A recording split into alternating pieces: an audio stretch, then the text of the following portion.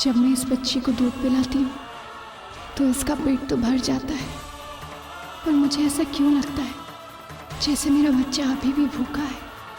जैसे मेरा ये अंश तो तृप्त हो रहा है, लेकिन कहीं मेरा एक अंश और है जो अतृप्त है, जिसे मेरी ज़रूरत है। परंतु आपका यहाँ से जाने का समय आ गया। दुर्गा, क्या बोलो, क्या ये बात सच है कि तुम्हारे माता पिता है? हाँ दुर्गा अंकल, ये मेरे माता पिता हैं। आज जब ये हमसे दूर जा रही है तो मुझे ऐसा लग रहा है कि जैसे मेरे शरीर का कोई हिस्सा मुझसे दूर जा रहा है। तुम अपने माता पिता के साथ चली जाओ।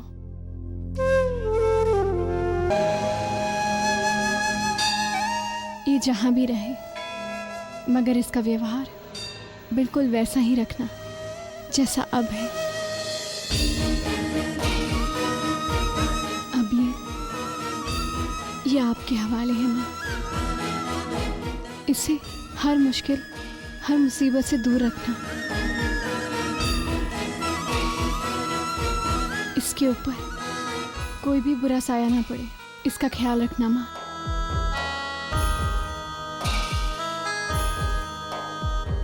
धन्यवाद साक्षी आंटी, आपकी शुभकामना सदैव मेरे साथ रहेगी।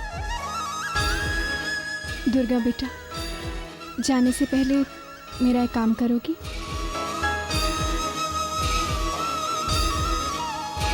बली जी,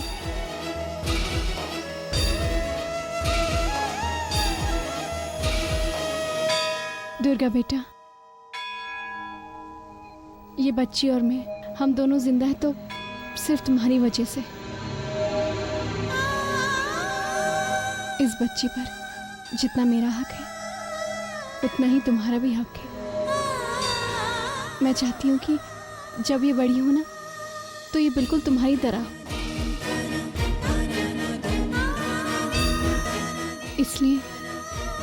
इसलिए क्या तुम जाने से पहले इसका कोई अच्छा सा नाम रख सकती हो?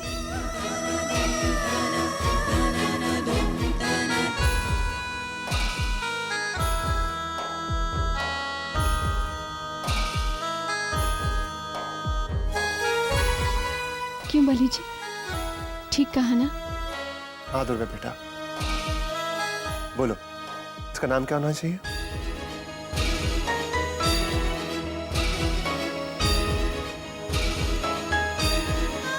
ये सुबह की पहली किरण के साथ पैदा हुई है। सुबह की पहली किरण जीवन में रोशनी की नई उम्मीद का प्रतीक होती है, क्योंकि ये बच्चे भी काली तूफानी रात को खत्म कर हम सब के जीवन में नई आशा लेकर आई है। इसलिए मैं इसका नाम रखती हूँ आशा।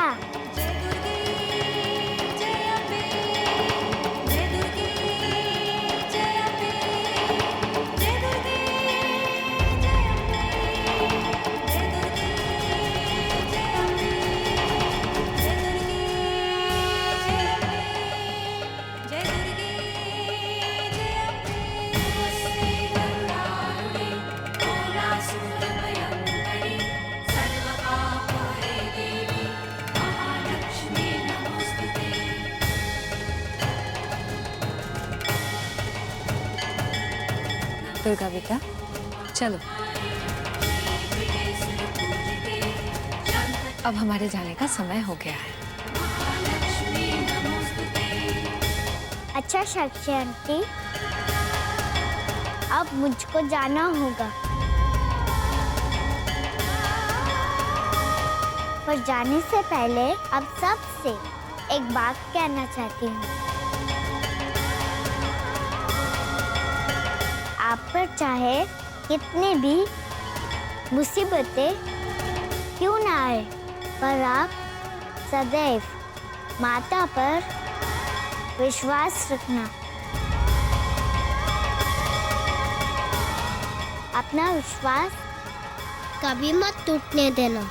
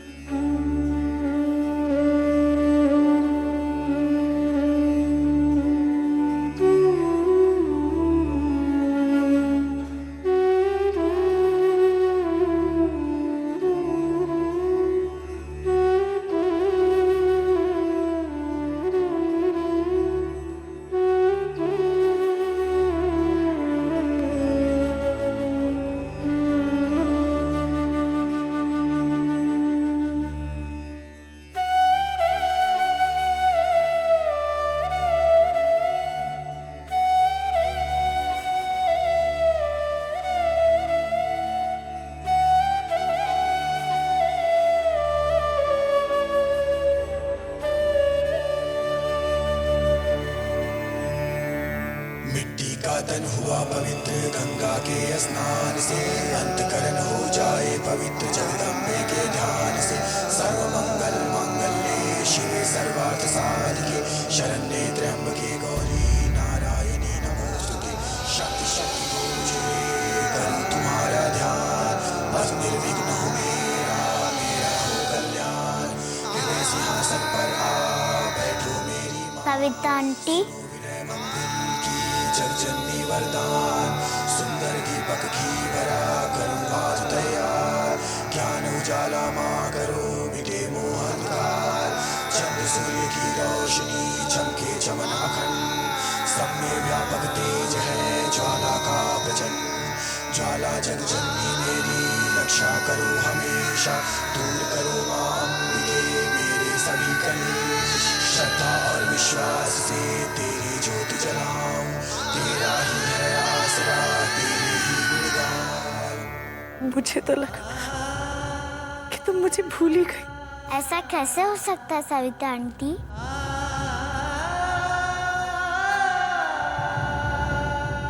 मैं आपको कैसे भूल सकती हूँ? आपने तो मुझे इस घर में माँ की कमी कभी भी महसूस नहीं होने दी।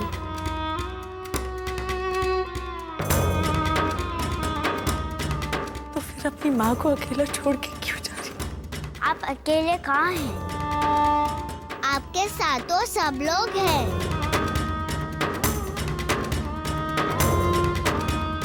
ये छोटी दुर्गा है, साक्षी आंटी है, रुद्रा अंकल है, सब लोग हैं।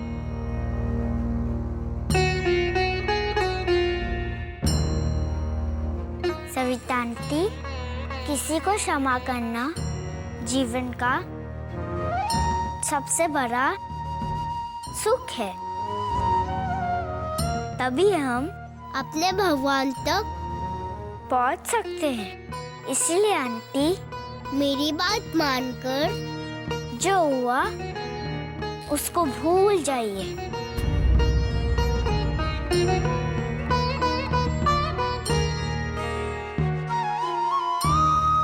अच्छा, अब मुझे चलना चाहिए।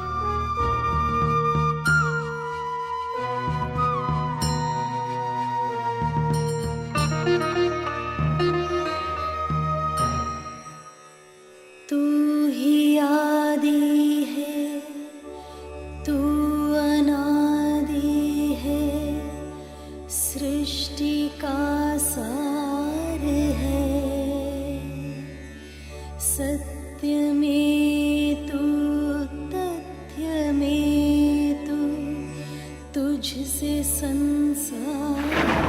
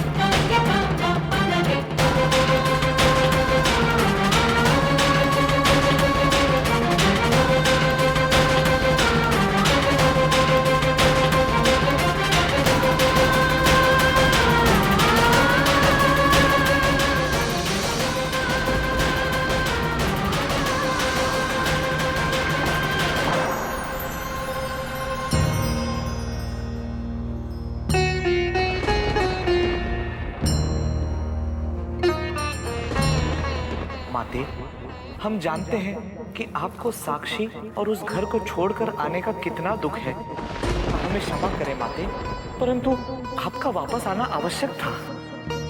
हाँ वैष्णव, आपकी आवश्यकता जितनी उस संसार में है उतनी ही स्वर्ग लोक में है। मैं जानती हूँ कि यही मेरे वापस आने का उचित समय है, परंतु अभी मेरा कार्य पूर्ण नहीं हुआ है। एक और काम बाकी है, उससे पूरा कर लूं तो मेरा कार्य संपूर्ण हो जाएगा। उसके बाद मैं स्वर्ग में वापस आ जाऊंगी। नारायण नारायण।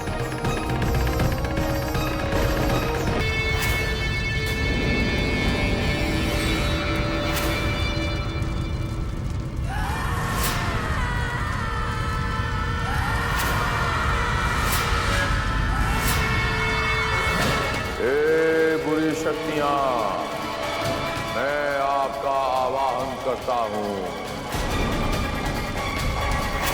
ये बच्ची जो बुराई और शैतान का अंश है, मेरे पास है।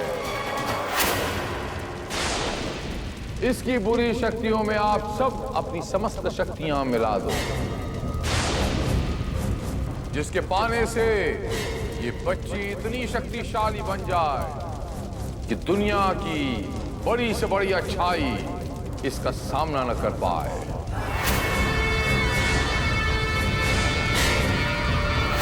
अब वो समय आ गया है जब इस पूरे विश्व पर मेरा राज होगा, मेरा राज, और मेरे इस शील राज का मोहरा बनेगी ये बच्ची।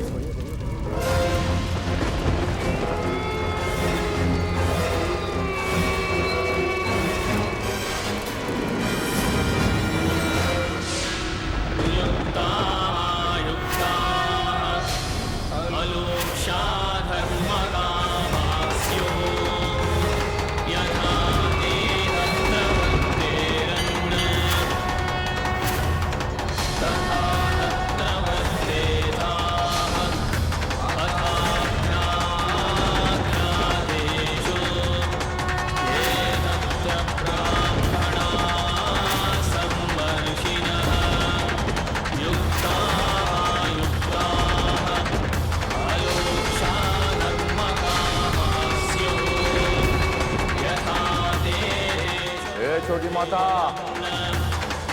आप यहाँ पर क्या कर रही हैं? हाँ शील, मुझे तो यहाँ आना ही था, ये देखने के लिए तुम कितने बड़े बेवकूफ हो। शील कुमार, ये एक साधारण बच्ची है। ये क्या बकवास कर रही हैं आप? ऐसा कैसे हो सकता है? ये तो काली शक्तियों की बेटी है, उनका अंश है ये सब तुम्हारा भ्रम है। बस सत्य यही है कि ये बच्ची एक साधारण बच्ची है।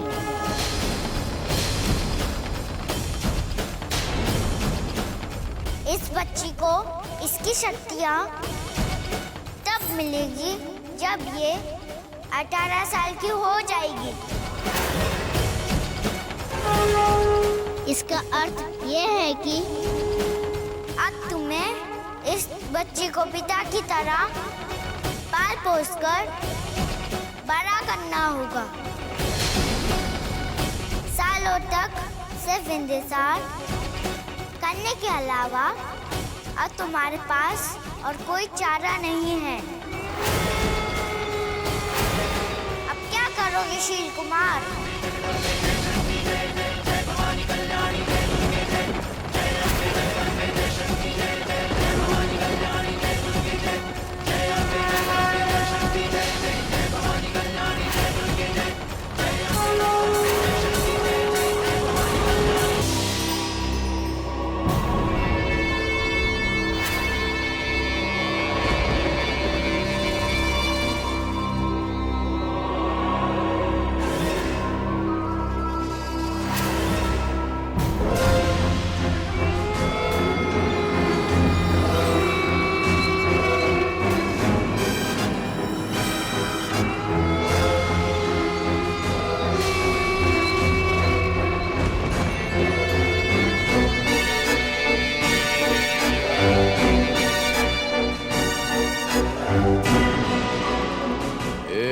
छोटी माता।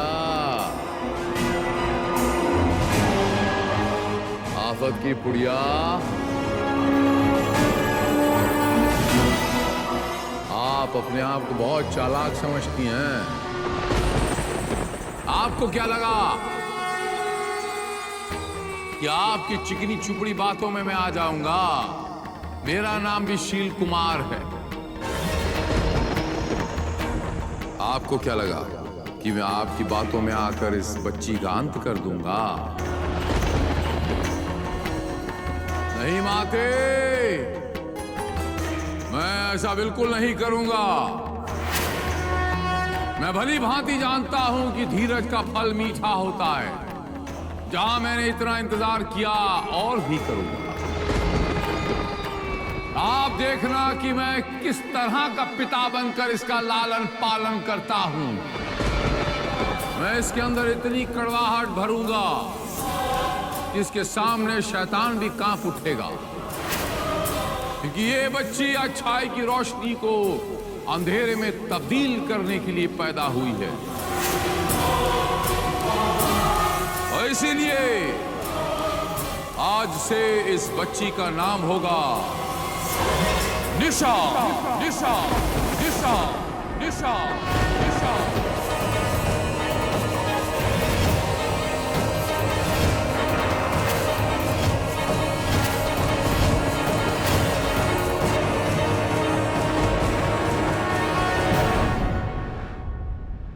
वर्ष पूरे होने के बाद उसकी शक्तियों का मिलना, ये कौन सी नई लीला रची है माँ ने। अपना एक और चमत्कार दिखाकर माँ ने शील कुमार के दुष्ट इरादों में एक बार फिर से अंकुश लगा दिया। नारायण नारायण, माता की लीला अपरंपार है। न जाने ऐसा करने में उनका क्या उद्देश्य रहा होगा। नारायण नारायण। ये तो मैं भी नहीं समझ पाई कि वैष्णो के इस लीला के पीछे क्या उद्देश्य है। इसका उत्तर तो स्वयं वैष्णो ही दे सकती हैं।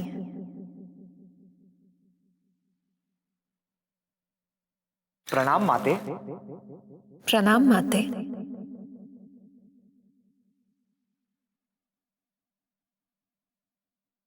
माते, वैसे तो आपके दर्शन की अभिलाषा हमें सदैव रहती है, परंतु मन में उठे प्रश्नों के कारण ये अधिक हो गई है।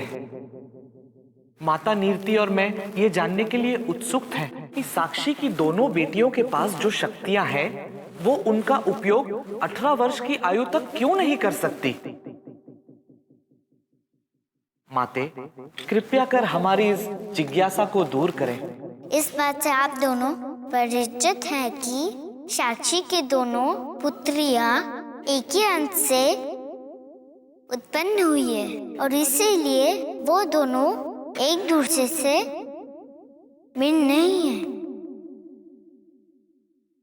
बल्कि एक दूसरे की पूरक है।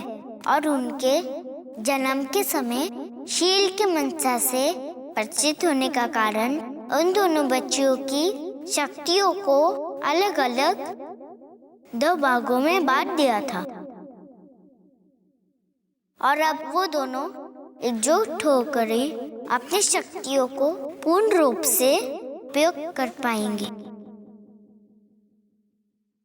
और तब तक शील कुमार भी निशा की शक्तियों का दुरुपयोग नहीं कर पाएगा। नारायण नारायण, आप धन्य हैं माते। परंतु मेरे मन में अभी भी एक प्रश्न उठ रहा है माते। ये दोनों ही कन्याएं अपार शक्तियों की स्वामी है, पर 18 वर्ष बाद जब उन्हें अपनी संपूर्ण शक्तियों का ज्ञान होगा तब क्या होगा माते? ये दोनों तो एक दूसरे से बिल्कुल विपरीत है। एक शुभ का स्वरूप है और एक अशुभ का। इन दोनों का टकराव तो निश्चित है माते, और वो टकराव कितना भयानक होगा इसकी कल्पना तो मैं भी नहीं कर सकता माते। नारायण नारायण। आपके इस प्रश्न का उत्तर 18 साल बाद होली के दिन गुलाल के रंगों के संग मिलेगा। तब तक मैं भी ही के समान उस भविष्य की प्रतीक्षा करूंगी जो इन प्रश्नों का उत्तर लेकर आएगा।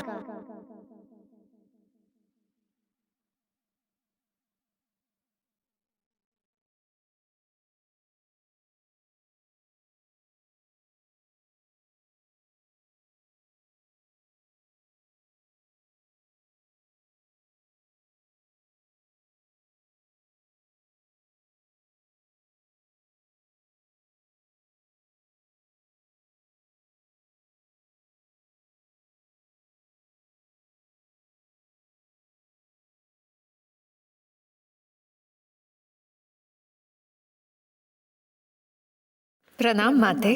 माता की जय हो। नारायण नारायण।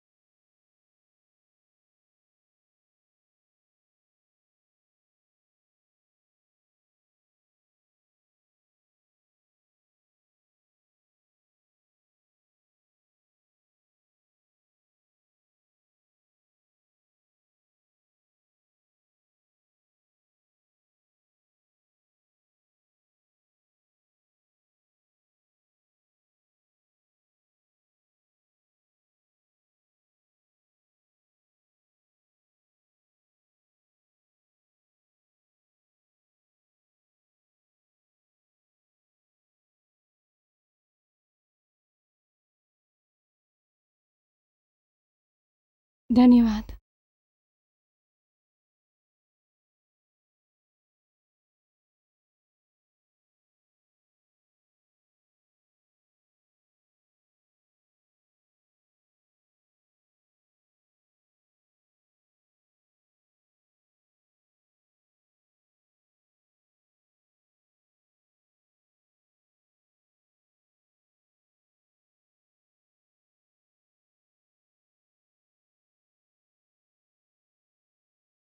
बली जी,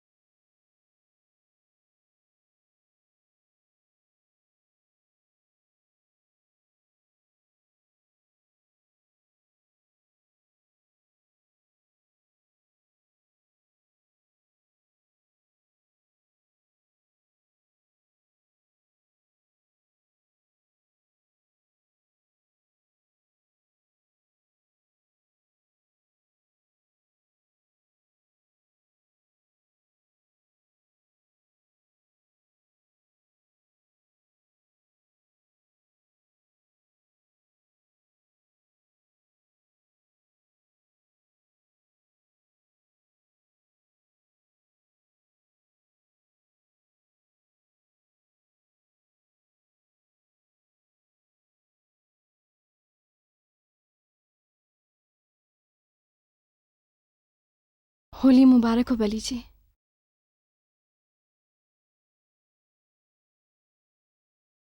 होली के ये रंग मेरे लिए फीके पड़ चुके हैं।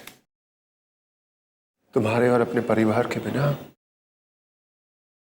ये 18 साल 18 जन्मों की तरह गुजरे। मेरी जिंदगी में कोई रंग नहीं है साक्षी। मैंने इतने साल इस जेल में गुजारे, पता नहीं माता रानी मुझे किस जन्मों के पापों की सजा दे रही। नहीं बली जी, हार मत मानिए। जब 18 साल बीत चुके तो कुछ और घड़ी, ये समय भी बीत जाएगा बली जी। और देखिएगा, माता रानी बहुत जल्द हमारे जीवन में फिर से रंग भर देंगी। छोड़े सारी बातें, बताओ तुम कैसी हो और मेरी प्यारी सी बच्ची वो कैसी है? अब आपकी वो छोटी सी प्यारी सी गुड़िया छोटी सी नहीं रही है, बहुत बड़ी हो गई है वो।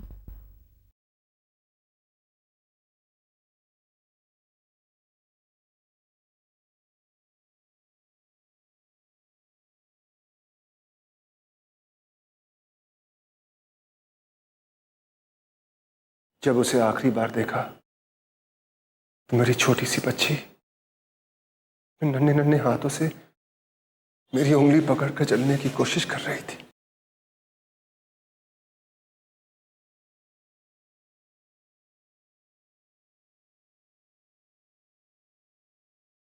सोच भी नहीं सकता कि मेरी प्यारी सी बेटी अब कैसी दिखती होगी। कहां है मेरी बेटी? कब आएगी मेरी आशा?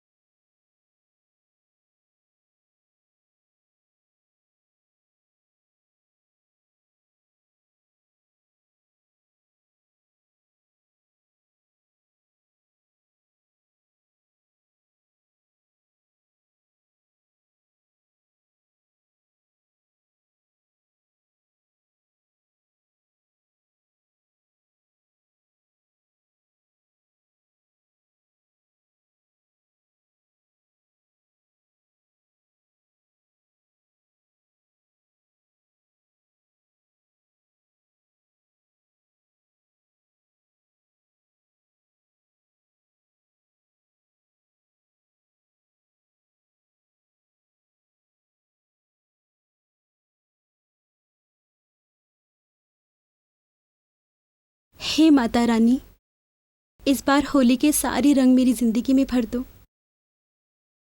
हर बार मैं आपसे बस यही मांगती हूँ कि मेरे पापा जेल से जल्द रिहा हो जाए।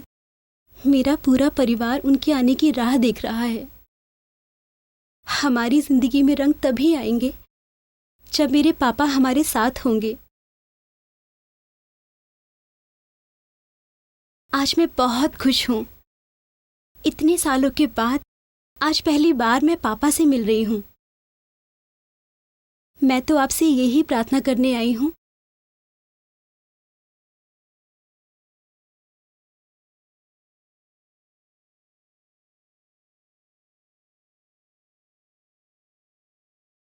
हे माता रानी, ये बेचारा बेजुबान पंछी घायल है, बहुत तकलीफ में है। आप तो सबकी दुख हर लेती हैं ना, तो इसकी भी तकलीफ दूर कर दीजिए।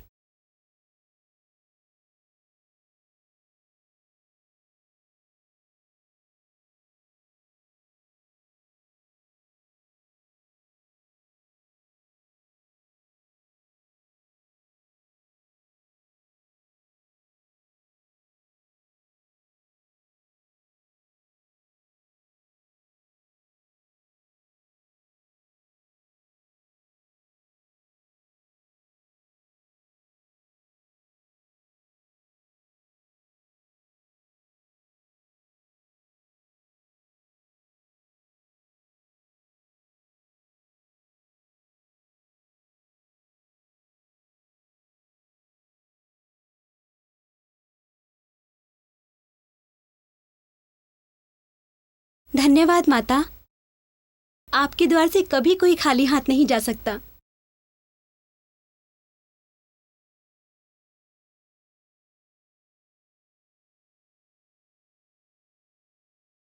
सुरेश्वरी हरिप्रिये नमस्तुते। प्रणाम पंडित जी। सदा सुखी रहो बेटी, सदा सुखी रहो, सुखी रहो।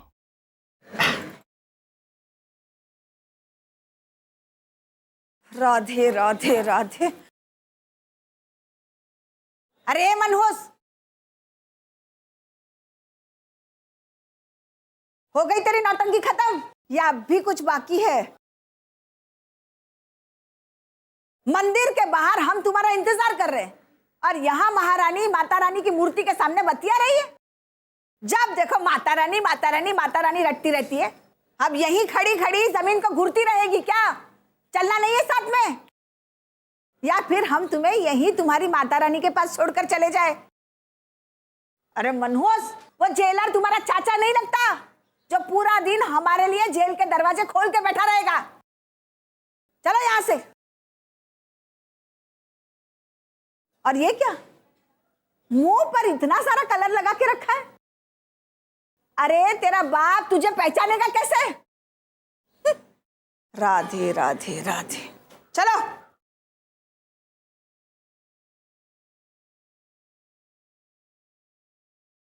भली जी, सविता भाभी और माँ जी बिल्कुल ठीक है। वो दोनों इस समय हरिद्वार में हैं। और रही बात माया की, तो वो अपने मायके गई है। कुछ दिन पहले ही उसका फ़ोन आया था, कह रही थी कि उसका वहाँ पर मन नहीं लग रहा है और बहुत जल्द हमारे पास चली आएगी। आप चिंता मत कीजिए, सब ठीक है। मुझे इस बात की तसल्ली है कि सब लोग ठीक हैं।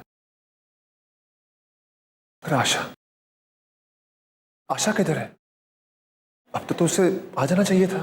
कहाँ है वो?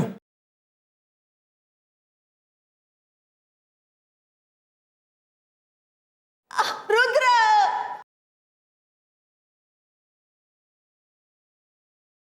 मेरा बच्चा रुद्र बेटा, जीता रे। भगवान तेरे सारे दुख दर्द दूर कर दे बेटा। पता नहीं वो तुझे किस बात की सजा दे रहे, जो मेरे बेटे को इतने सारे कष्ट सहने पड़ रहे। कैसा मुरझा सा गया, कांटा सा बन गया मेरा बेटा। मेरे बेटे को इस नरक से बाहर निकाल। ये कैसी नाइंसाफी है तेरी। बाहर सब लोग होली के रंग के मजे उड़ा रहे और यहाँ मेरे बेटे के नसीब में वो भी नहीं। बुआ जी, आशा भी आपके साथ आने वाली थी ना? वो कहाँ रह गई वो? अब बेटा क्या बताऊं, तुम्हें तो पता ही है उसका सारा समय मंदिर में ही बीतता है। अभी भी बाहर मंदिर में ही रुक गई, बस आती ही होगी।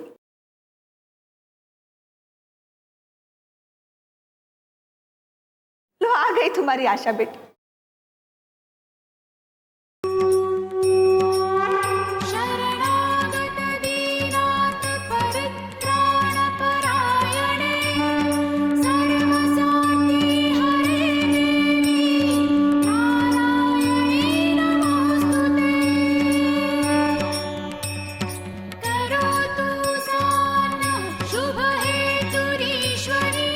माता रानी, मेरी विनती स्वीकार कीजिए। मैं पूरी श्रद्धा से और आस्था से आपके चरणों में ये दिया प्रज्वलित कर रही हूँ। मेरी माँ और पापा ने अपने जीवन में बहुत दुख झेले हैं। उनकी तकलीफों का अंत करो, उनके दुख दूर करो माता रानी।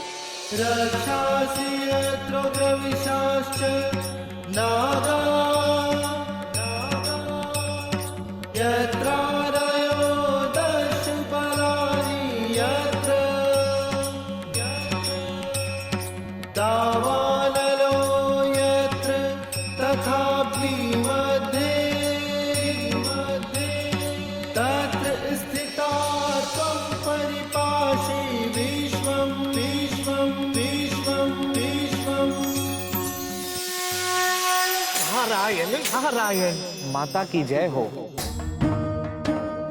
माते, यह कन्या तो आप ही का अंश है और उसने आज ये सिद्ध कर दिया है। परंतु माते, साक्षी की कोख से जन्म लेने वाली दूसरी कन्या, वो भी तो आज 18 वर्ष की हो गई होगी, परंतु वो हमारी दृष्टि से ओझल क्यों है माते? कहाँ है वो कन्या? मुनिवर, आपकी जिज्ञासा सर्वथा उचित है। वो कन्या पाप का अंश है और उसे अपनी शक्तियों का बोध भी होने लगा है। परंतु मुनिवर, अब वो दिन दूर नहीं जब इस धरती पर पुण्य और पाप के अंश के मिलन से आपका साक्षात्कार होगा। वो कन्या भी यहीं पर है, हमारे आसपास।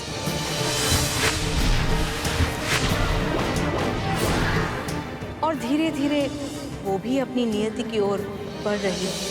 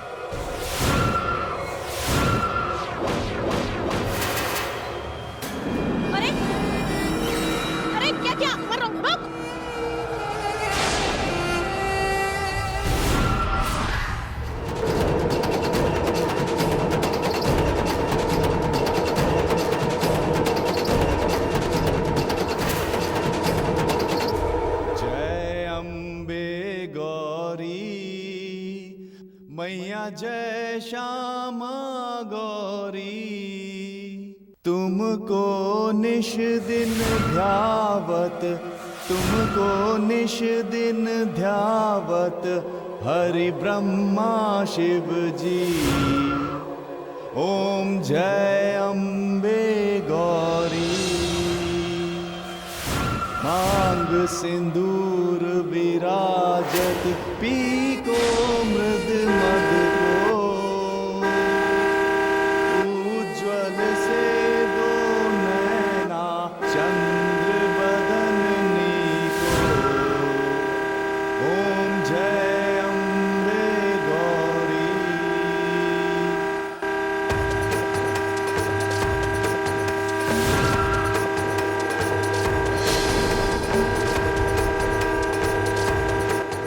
अरे बेटी, तुम इतना शोर क्यों मचा रही हो? यहाँ माता रानी की आरती चल रही है, मुझे आरती करने में परेशानी हो रही है।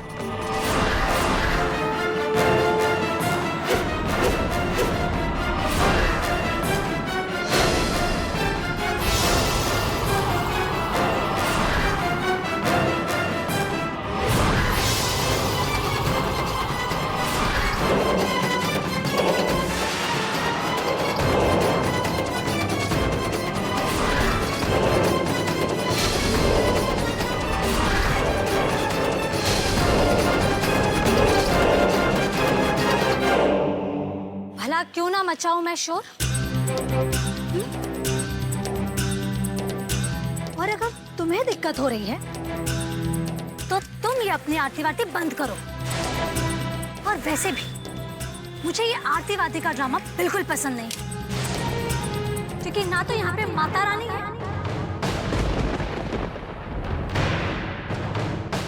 और ना ही उनका कोई अस्तित्व।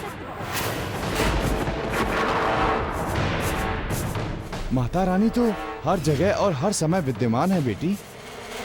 वो हम सबकी माँ है बेटी, इसलिए उनका आदर और सम्मान करना हम सबका परम धर्म और परम कर्तव्य है। बस करो और अपनी ये बकवास बंद करो। और मुझे ये भक्ति का पाठ पढ़ाने की कोई जरूरत नहीं है, क्योंकि ना तो मैं माता रानी को मानती हूँ और जो लोग उसे मानते हैं उनसे मैं सब नफरत करती हूँ। क्योंकि ये जो माता रानी है ना, एक मूर्ति से ज्यादा कुछ नहीं है। और आज ये मैं साबित करके दिखा दूंगी। आज तुम्हारे सामने और तुम्हारी इस माता रानी के सामने मैं आज मंदिर की दान पेटी लूट कर लेकर जाऊंगी। और तुम और तुम्हारी ये माता रानी मेरा कुछ नहीं बिगाड़ पाएंगी। बेटी ये सब पाप मत करो, ये घोर अनर्थ है बेटी। मत करो बेटी ऐसा पाप।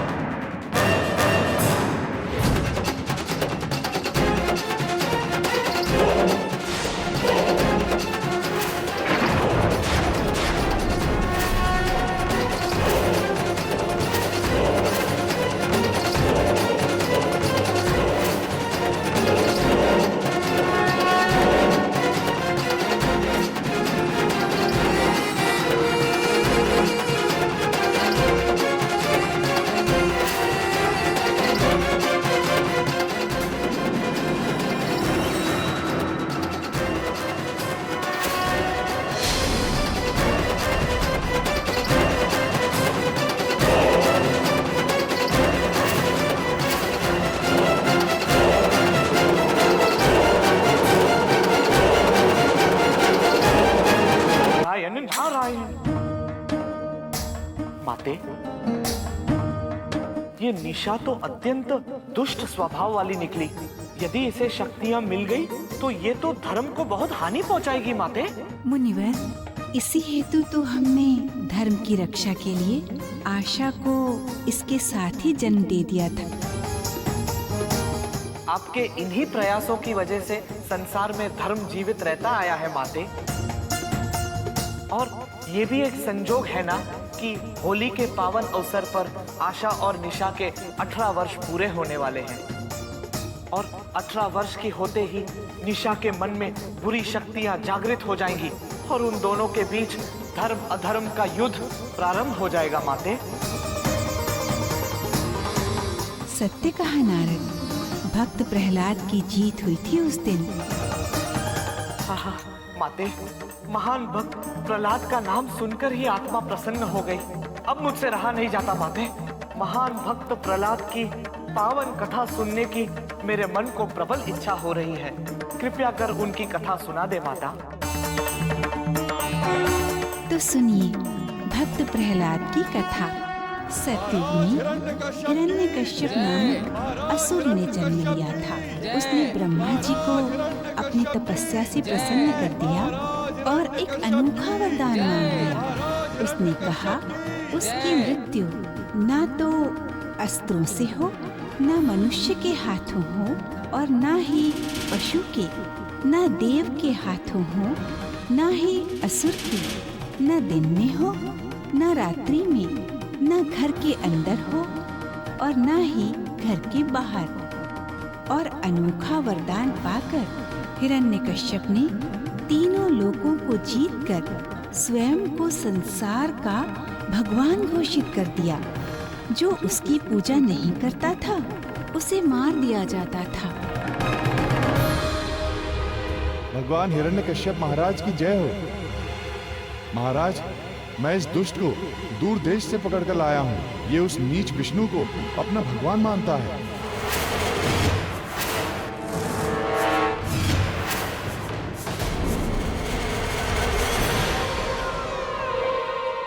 महाराज, मेरे ही नहीं समस्त जगत के एक ही प्रभु हैं, भगवान श्री विष्णु। नारायण हरि, नारायण हरि।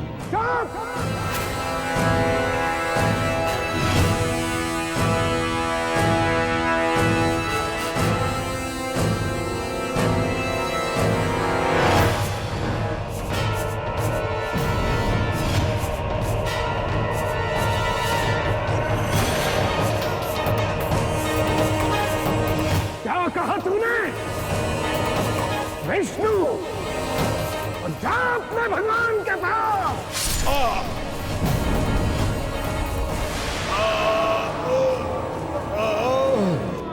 हे विष्णु, कब तक चलेगा मेरे पति का ये अत्याचार? इस पाप को रोकिए प्रभु। जो भी मुझे नहीं, उस नीच विष्णु को भगवान मानेगा, उसको इसी तरह मृत्युदंड दिया जाएगा। बोलो, कौन है तुम्हारा भगवान? आप महाराज, आप हैं महाराज, हमारे भगवान आप ही हैं। बताओ प्रिय, तुम्हारा भगवान कौन है? आप ही हैं महाराज। पुत्र प्रहलाद, तुम बताओ, कौन है तुम्हारा भगवान? श्री हरि। मत कीजिए महाराज, ये अभी शिशु है, संभवतः ये आपका नाम ना ले पा रहा हो, इसलिए हिरण्यकश्यप के स्थान पर इसने हरि का नाम ले लिया है।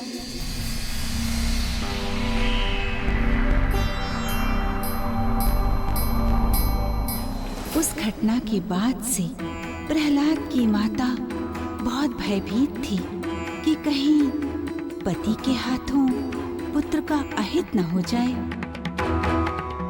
हे भगवान नारायण, मैं तो पति की दृष्टि से छुपकर किसी तरह आपकी भक्ति निभा रही हूँ, परंतु मेरा पुत्र आज उसने पिता के सम्मुख आपका नाम लिया। उसकी रक्षा कीजिए प्रभु। श्री हरि, श्री हरि, श्री हरि, श्री हरि।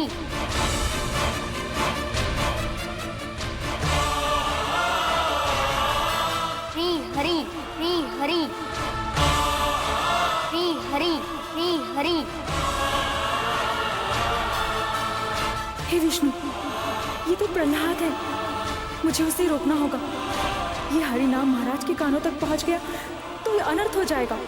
श्री हरि, श्री हरि, श्री हरि, श्री हरि, श्री हरि, श्री हरि, श्री हरि। पुत्र, ये तुम क्या कर रहे हो? तुम्हारे पिता की आज्ञा तुम्हें ज्ञात नहीं है? सबको केवल उन्हीं की पूजा करनी है। भगवान विष्णु की पूजा करने वाले को तुम्हारे पिताश्री प्राण दंड देते हैं। ऐसी आज्ञा का क्या कारण है माते? कारण तुम्हें कैसे बताऊं पुत्र? इसका एकमात्र कारण तुम्हारे पिता का अहंकार है।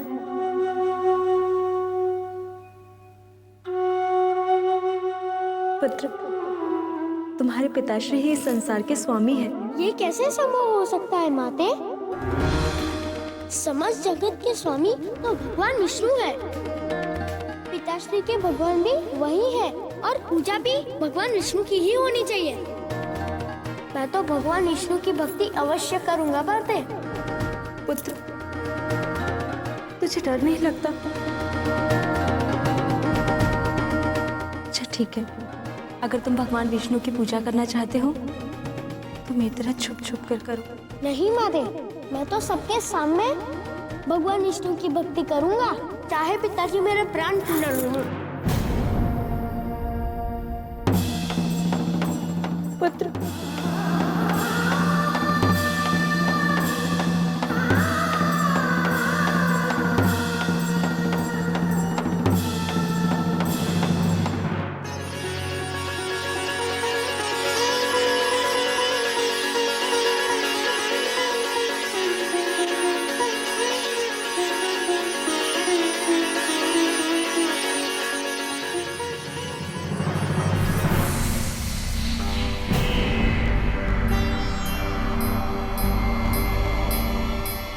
प्रहलाद, बताओ तुम्हारा भगवान कौन है?